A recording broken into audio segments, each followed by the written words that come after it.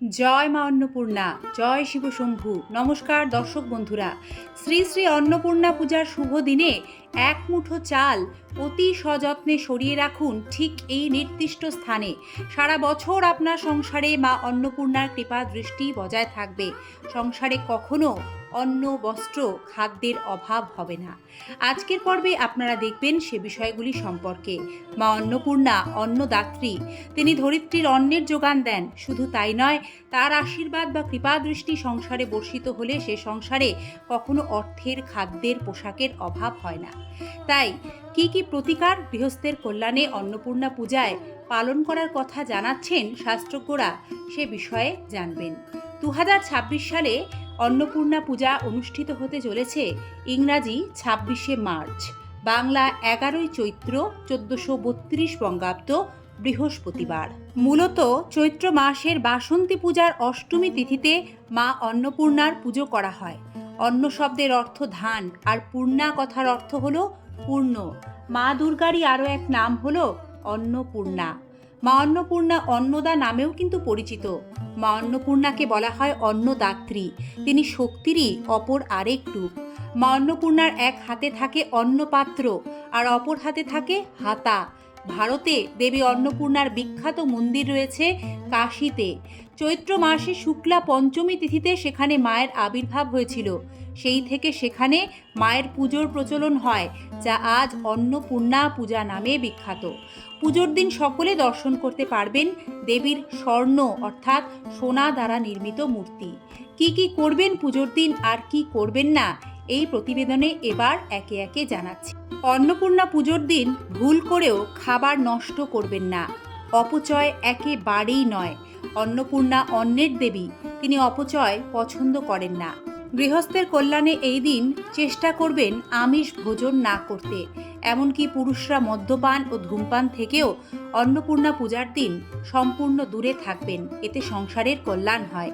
ভুল করেও অন্নপূর্ণা পূজার দিন কাউকে দুর্বাক্য, অকথা, কুকথা বলবেন না। এমন কোনো ব্যবহারই করবেন না যাতে আপনার ব্যবহারে কেউ দুঃখী হন। মিথ্যে বলবেন না, মিথ্যাচারে দেবী অসন্তুষ্ট হন। অন্ন, বস্ত্র, অর্থের অভাব কাটিয়ে উঠতে অন্নপূর্ণা পূজার দিন যে কাজগুলি পালন করতে হবে।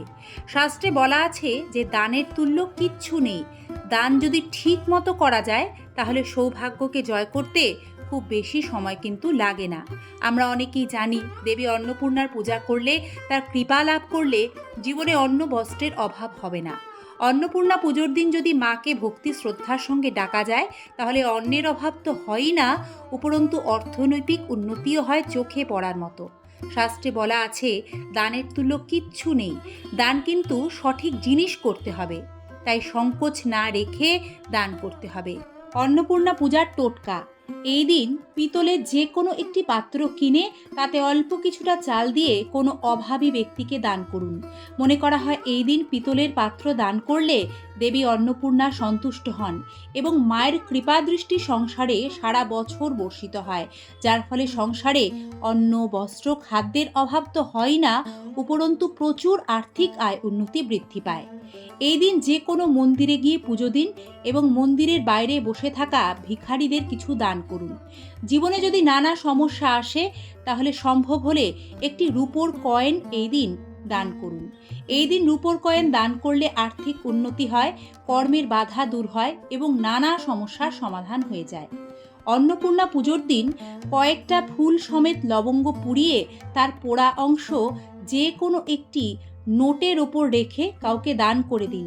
এর ফলে আপনার অর্থভাগ্যে যে জটিল বাধাগুলির সম্মুখীন হচ্ছেন তা খুব দ্রুত কেটে যাবে। এবং খেয়াল রাখবেন, শ্রী শ্রী অন্নপূর্ণা পূজার দিন মা অন্নপূর্ণার পাশাপাশি অবশ্যই দেবাদিদেব মহাদেবের পুজো করতে হবে। অন্নপূর্ণা পুজোর দিন কোনো একটি মন্দিরে গিয়ে মা অন্নপূর্ণার হাতে যে অন্ন পাত্রটি থাকে তার উদ্দেশ্যে কিছুটা অখণ্ড আতপ চাল নিবেদন করুন। পুজো শেষে সেখান থেকে এক মুঠো চাল সংগ্রহ করে বাড়িতে এনে অতি সযত্নে আপনাদের বাড়ির চালের পাত্রে সেই অন্নপাত্রে চাল ভক্তি ভরে মিশিয়ে দিন। এটি মা অন্নপূর্ণার আশীর্বাদ প্রাপ্ত।